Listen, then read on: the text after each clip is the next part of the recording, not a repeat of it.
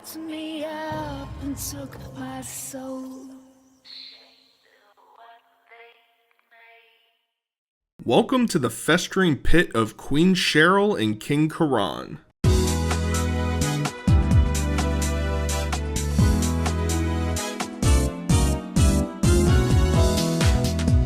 Have you heard about the new Arial filter?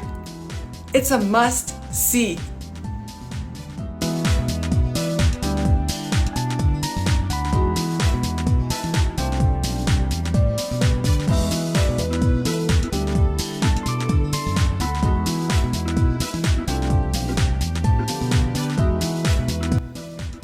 Well, what are you waiting for?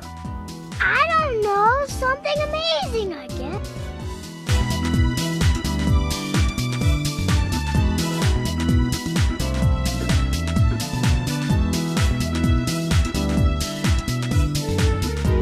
Cheryl and Karan are a TikTok couple with a nearly 4-decade age gap, a relationship constantly under scrutiny for various grifts, schemes, and allegations. These two met when Karan was 15 years old at Cheryl's son's convenience store gas station. While adamant that no relationship began until 8 years later, it sure makes you ponder how in the world luck just brought these two back together. If only there was a word that started with a G and rhymed with broom that could be brought up here. I'm Cheryl McCain, and I'm 63 years old. I'm Karan McCain, and I am 26 years old, and we have a 37-year age gap. If you believe what people tell you, that's on you. I didn't know her until I was 23 years old. I met her when I was 15. I didn't know her. I can meet anybody. Don't know them. So when I was 15, I worked for her son. I didn't get to know Cheryl then, but when I was 23, I went into a store and I actually got to know her and her name. And we started dancing together. Cheryl was working at a gas station and I came in one day and she was crying. And I was like, "Why are you crying, lady?" She was like, "I downloaded TikTok and they were so rude." So I was like, "Hey, forget them people, keep doing your thing. You did amazing." And our friendship got closer and grew, and then we ended up getting a relationship and married and happy. To make matters even worse, Cheryl took this man's virginity. Cheryl, a mother of 7 kids, claims she had no idea that Karan was a virgin. Just a little whoopsie doodle. Cheryl, you are dancing for joy. Right. Why don't you go ahead and start? I keep her happy. Sex is great with him. I was his first, which I didn't know. Wow. Until later on. Was he good on the first time? Yes, and I would have never known. Their content has created a cult of personality from viewers both ironically and unironically calling their relationship #goals. The only perfect pair I see here is Cheryl in a coffin given 5 years' time. They'll frequently be seen rage baiting their audience and participating in popular online challenges like the fast food rock paper scissors challenge. 1, 2, 3. Hi, baby. So I take these teeth out of my mouth so I can eat. Run! What? Gotta take my teeth out so I can eat.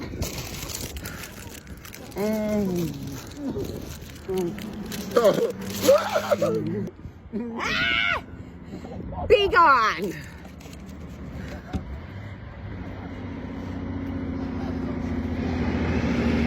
I'll give them credit because the amount of cringe they elicit on a daily basis would quite literally crush me into dust if I were to do them in public.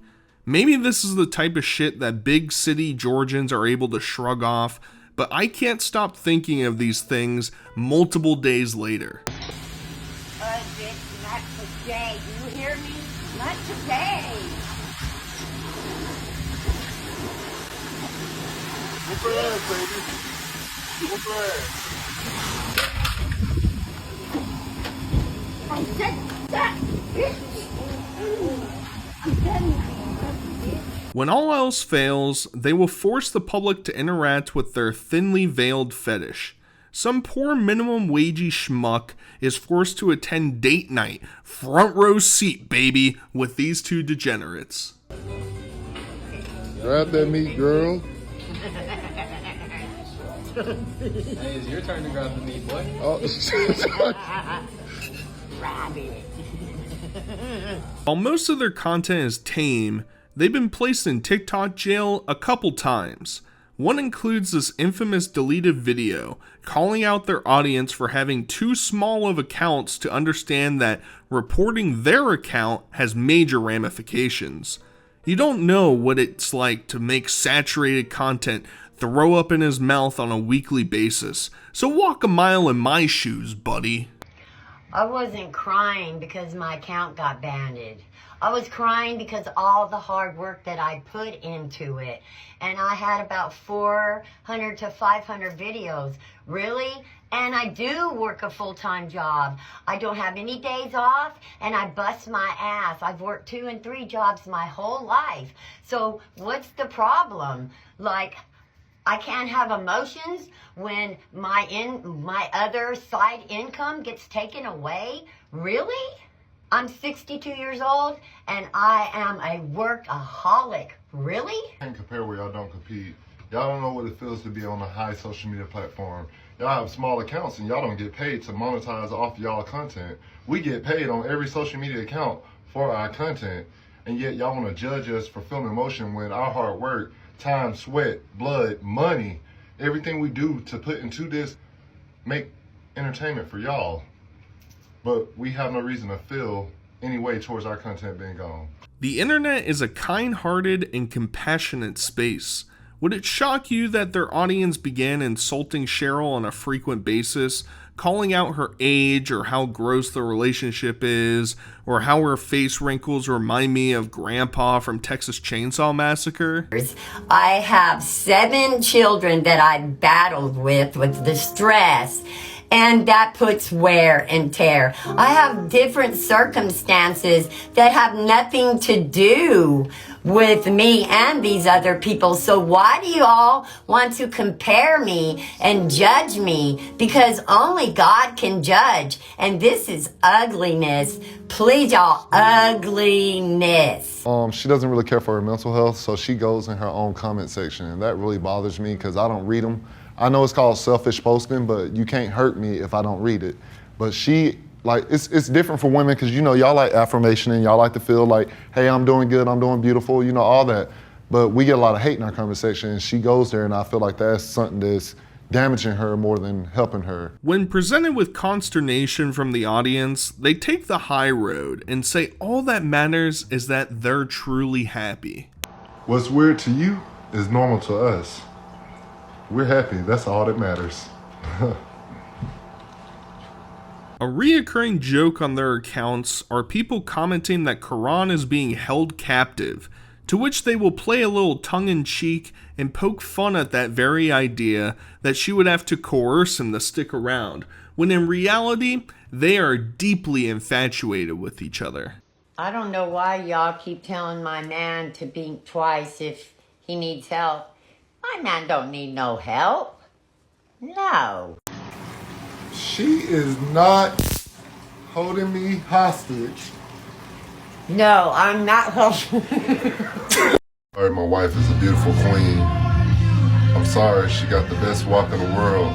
In return, the audience would frequently spread lies that Cheryl has passed away, leading to frequent saw videos of Cheryl and Karan condemning the internet for these horrible hoaxes and attack on his beloved wife and girlfriend at the time. I don't know why y'all keep making these posts every year when it's my wife's birthday that she died. That shit ain't funny. It ain't funny at all. Like, she living right here. It's her birthday. She finna get glammed up. My wife feeling good. She's 64. You can see I'm pretty much alive. Yay, enjoying my birthday. Sorry to disappoint you.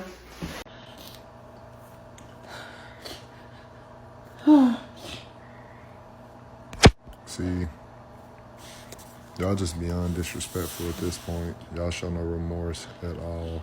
Which, juxtaposed to other videos where Cheryl has crocodile tears, crying, and Karan is deadpan with no emotion at all in the background, is honestly just hilarious. I'm tired of y'all saying that I'm dead.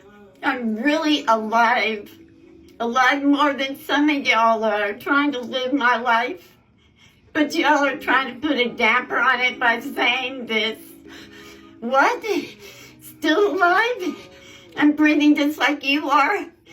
I don't get it. This shit needs to stop.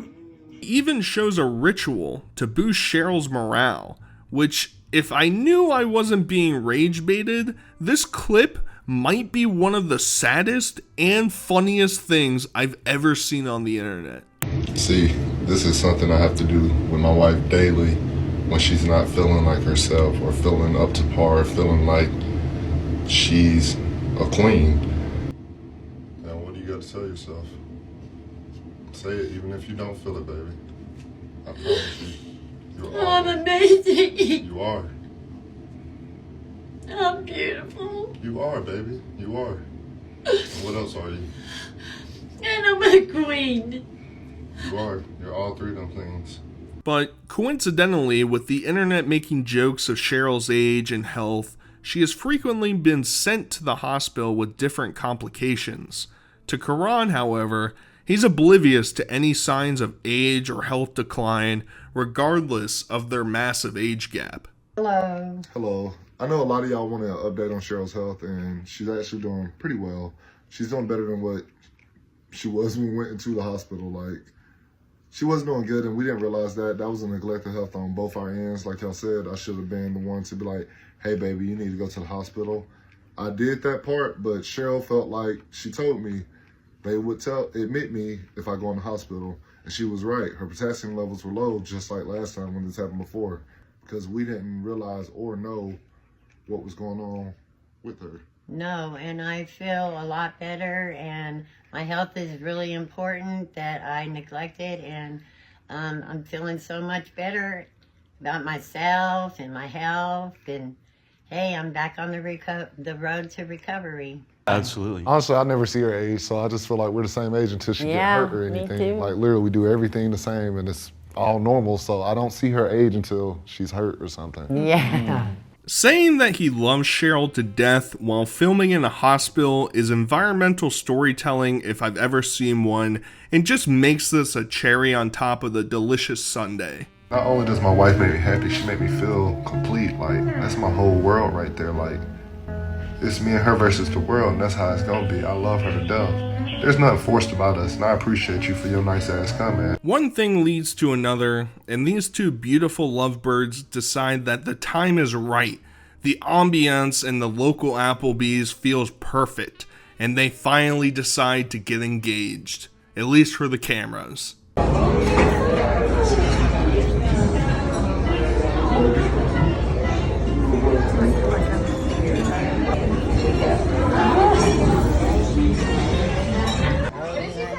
What'd she say? Karan gives some tidbits about his thought process leading up to the proposal, and how his ring was financed by his audience through his Amazon wishlist. And then on my birthday, I put Cheryl's ring on my Amazon registry, and they donated over $3,000 in one day for a birthday gift for me to propose to my wife, and it was just amazing. They claim they wanted to keep the wedding private, which is peculiar because they hold nothing back online anyways, but ultimately come to their senses and broadcast the entire thing. A lot of trolls believe their relationship is strictly on camera, and that all of these charades are to get rage views in order to make a buck. I think they decided to use it as a revenue stream, but to be honest, it seems like they actually are in some relationship and actually care about each other. Cheryl planned to keep the wedding private because we were getting a lot of hate at the time of us making TikToks about our weddings. First, a lot of people were saying we're faking it, it's not real, they're not really gonna get married. So we just decided we're gonna stay off social media until the wedding. And we wasn't gonna give it. Then the day of the wedding, Cheryl was like, hey, let's go live, let's give them the wedding. Yes! Congratulations! Oh. Our friends are married! So let's discuss the relationship with their families. Obviously, any functioning familial unit would see this relationship as a sham and express severe speculation at the idea of these two being together. Cheryl's family is vehemently against this relationship, and several of her children view this as some sort of betrayal and have broke communication off with her. They're very outraged. They said, I guess just because of my age, I can't take care of a baby. What? I've got more energy than probably half of these kids that are taking care of babies now, and I don't see it a problem. No, I cannot have a baby myself, but we have done this surrogate thing where we have already had 3 surrogates, and right now we are looking for another one. One over there. Well, my family doesn't approve of him, and I don't care if they do or not. Like, I'm with him. Like, it doesn't make a difference. I have 7 children. 1 child is there for both of us. Only one approves.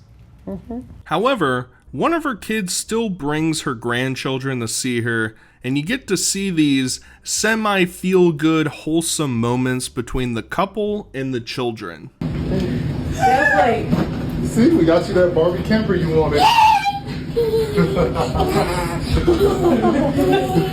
What is that? Bobby camper. Is that what you wanted? Karan's family, on the other hand, has been fully supportive of their relationship, including inviting Cheryl to multiple different family throne events. This makes me skeptical, potentially that the relationship is fake or that the money they're making allows the family to put up with it. If we take the dating starting at 23 years old at face value, how could a family genuinely view this as beneficial for their son's life and future? Mama, are you disappointed in me? Why would I? I mean, someone said I know she's disappointed, but she got no other choice but to support. No, I don't. Feeling as beautiful as I look. Daddy, aren't we beautiful? Another with my mother-in-law. Daddy. Sis-in-law. As if this situation could not get any wilder, Cheryl and her son appeared on an episode of Maury. Maury, for you non-American viewers, is reality show masquerading as a self-help show that reveals the father of a woman's baby. Cheryl's son was accused of having a child with this hoss, to which she defends her son in the funniest way. Now, one of the biggest reasons that Jacqueline says her child is being denied is because of Joshua's meddling mother, Cheryl. You see? Now, why does Mother Cheryl believe that this is not her son's baby? Because she believes that the baby looks too Guatemalan to be her grandchild. What? This is Guatemalan. I think her baby's mixed because her baby looks like it's Guatemalan. Her baby looks nothing like my son. Nothing. It does not look nothing like my son. No resemblance or nothing anymore. A Guatemalan baby. Honestly, how is the internet free? Listen up. I know for a fact that Josh is not the father of Jacqueline's baby. We know it all belongs to Guatemalan.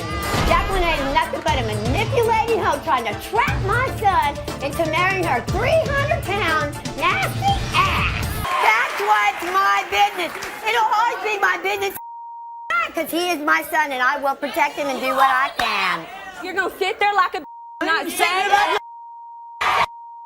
The show ends in the least surprising way, leading me to wonder how Cheryl could do this and have her family still support her. I'm leaning more and more to the edge of this all being a gag for clicks and views and money. When it comes to 2-week-old Brandy, Joshua, you are the father.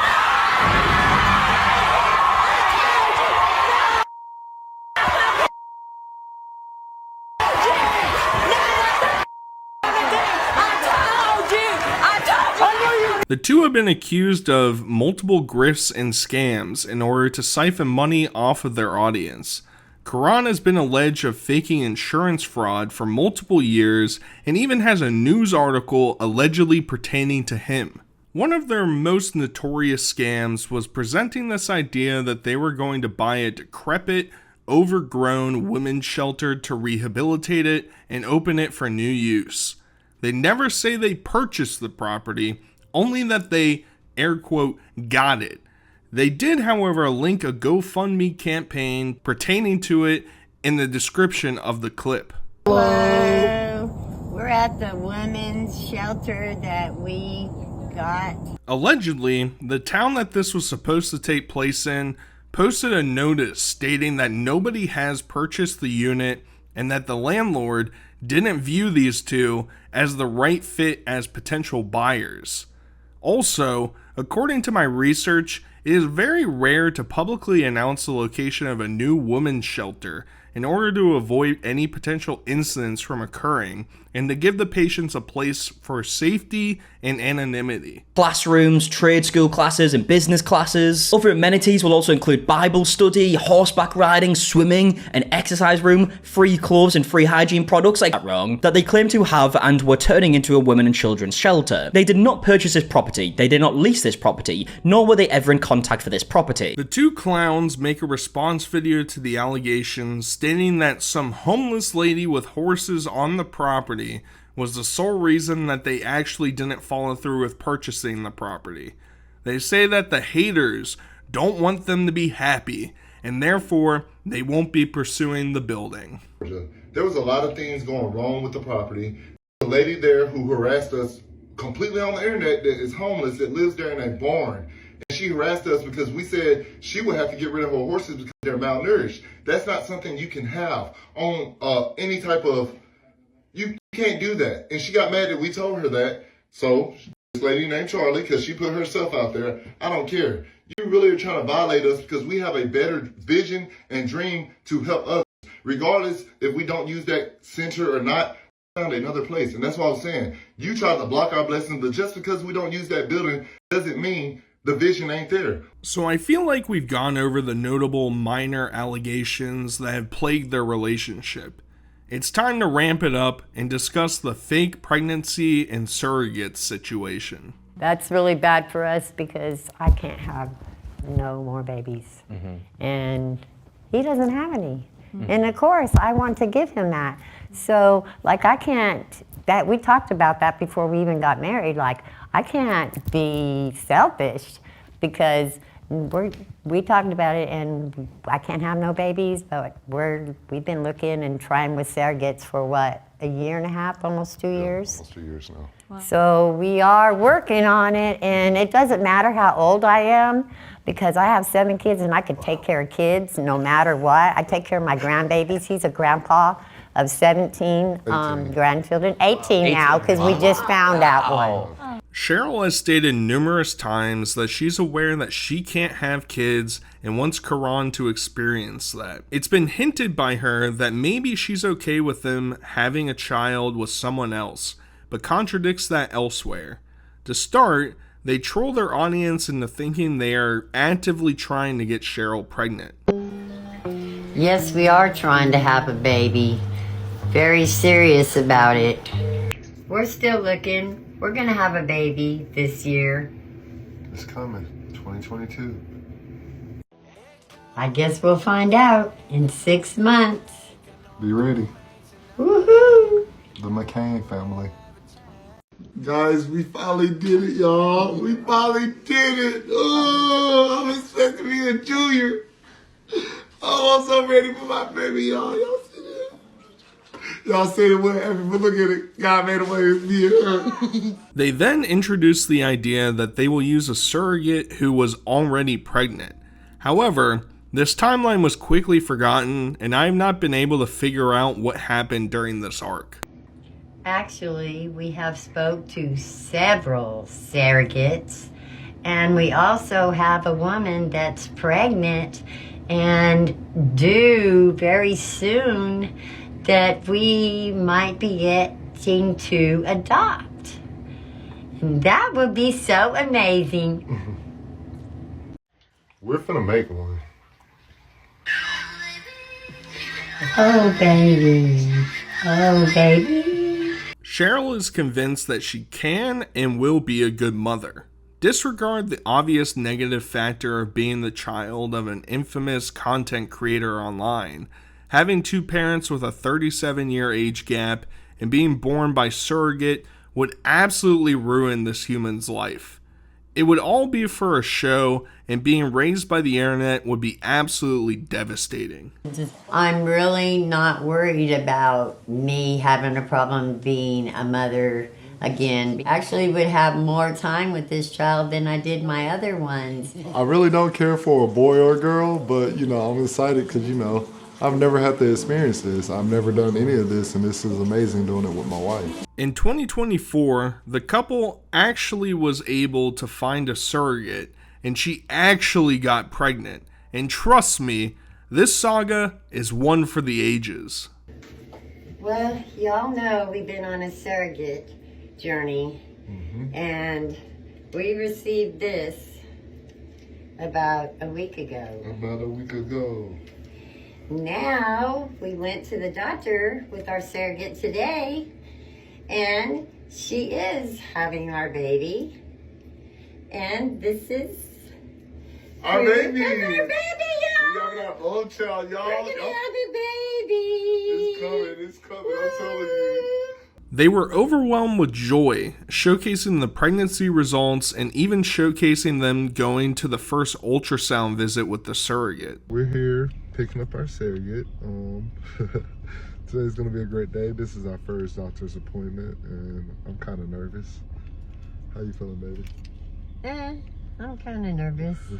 We're gonna see if she's pregnant, which we already have a pregnancy test that's positive, so we're just verifying it to make sure. This journey has been so long, so this is part of it. We'll get back with you when we're at the hospital.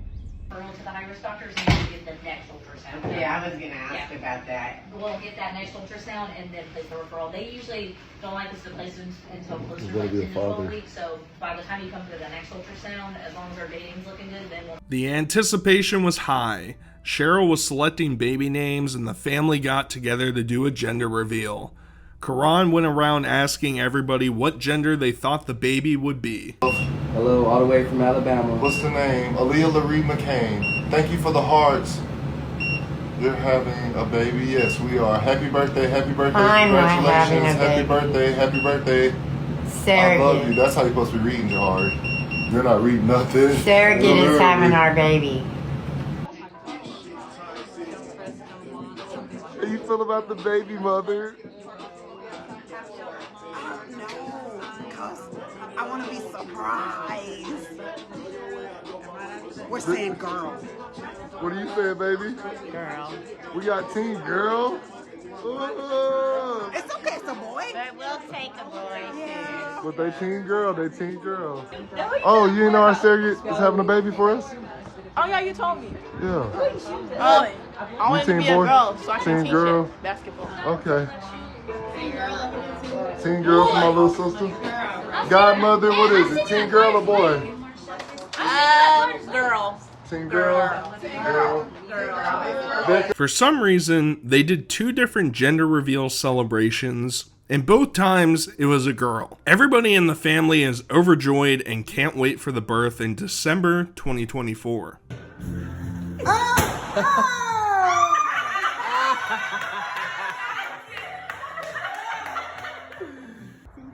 Three.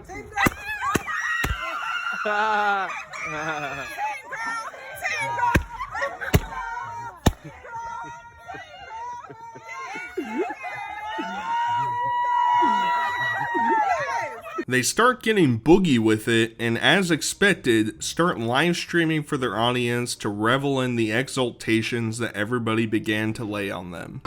Yeah. Get it. She got that walk. Hey. She laughed at that part. She knows she got that walk. She said, yeah.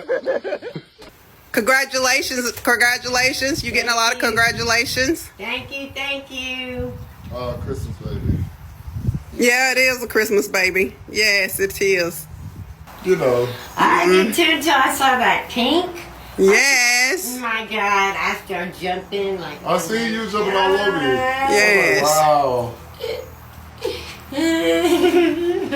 So let's meet the surrogate. A woman who at the time of agreeing to being Cheryl and Karan's surrogate was an addict of fent. She claims that the couple was aware of her ailments and had no issues with proceeding. I wasn't sober, but everybody else was.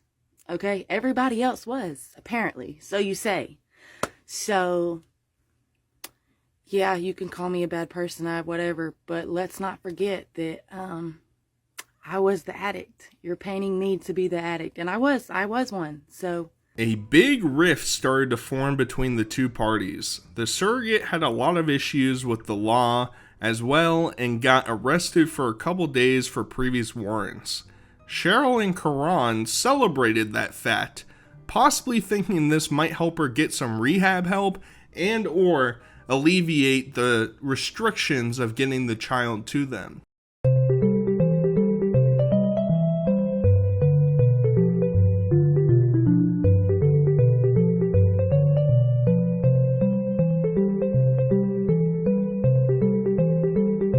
A dispute began to erupt between the two. The surrogate says after her booking that she decided to get sober and look out for her current and future child's future. She's since hired a legal team to combat the couple and definitively says that she will keep the baby for herself and not give the child to them.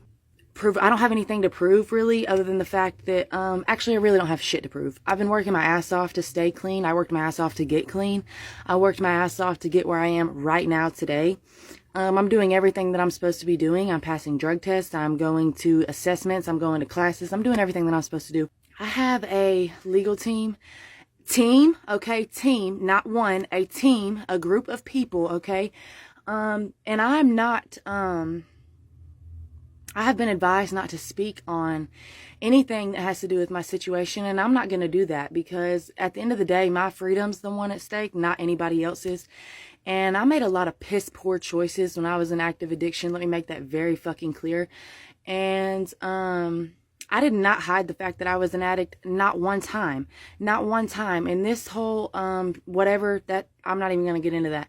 I was very honest about my criminal background. I was very honest about my addiction. I was very honest about everything. Everything, I laid it out over the past, I've been clean since July 2nd. I've been clean since July 2nd of 2024. Cheryl and Karan, unsurprisingly, have a total meltdown online, screaming and crying and calling the surrogate a scammer. Takes one to know one, I guess. What reason? What have I done, y'all? Like, seriously, what have I done? What have we done besides living life? Like, really? We've not done nothing. It is not right.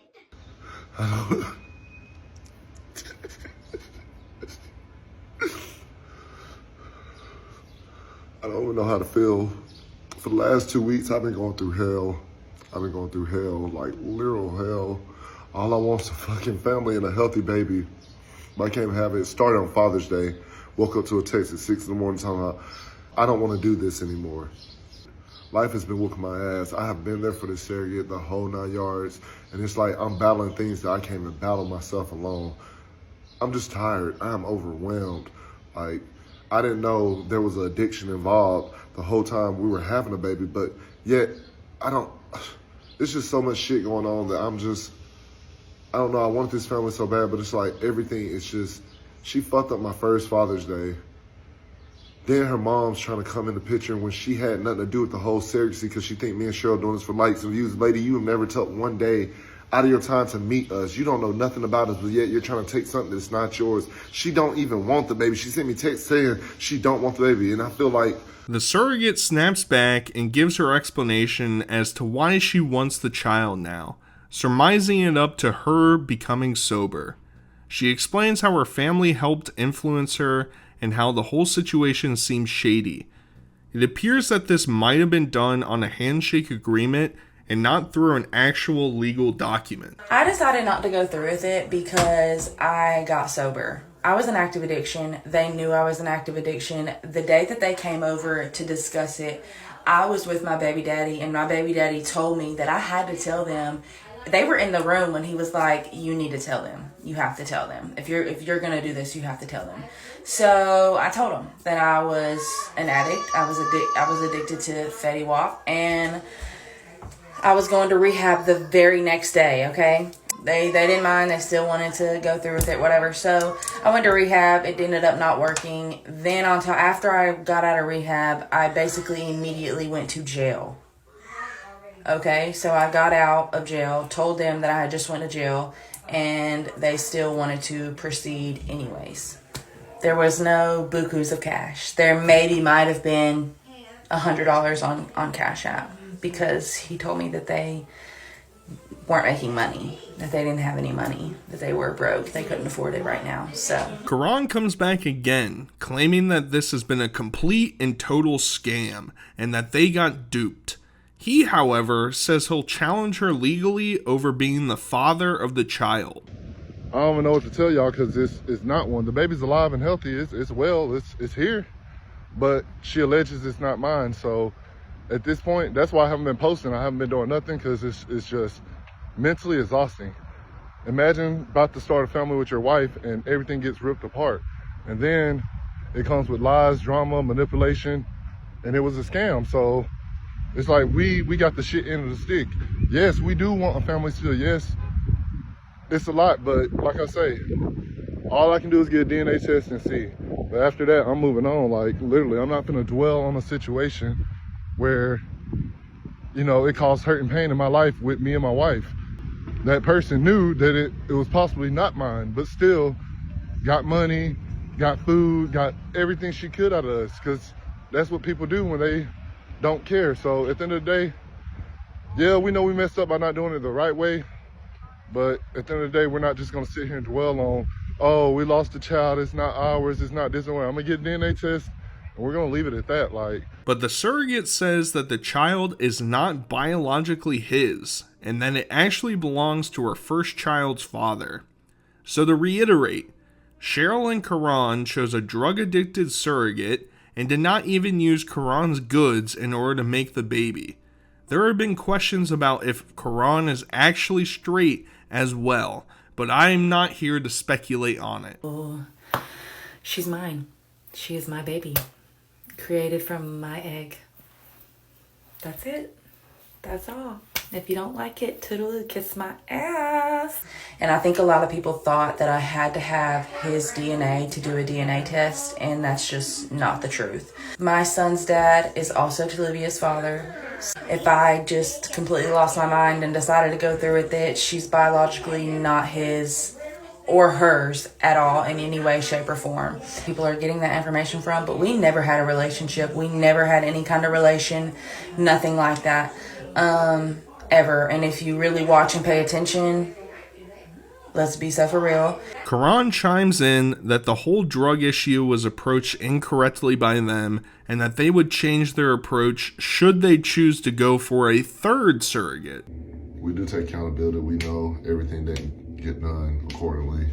Like, we're trying our best to be there, but it made it hard. We're not living in them same emotions we feel. Like, I literally spoke to her yesterday. This isn't a thing of getting back at anyone or putting someone down. These are the things we had to go through. The mental stress, the mental trauma, the emotional trauma. We get it. We did everything the completely wrong way. It's not selfish of me to ask her not to get an abortion, because I didn't want one. She asked me when she found out, she was like, do you want to keep it? Of course I want to keep it. Why would I want that? And this is something that we've been wanting for so long.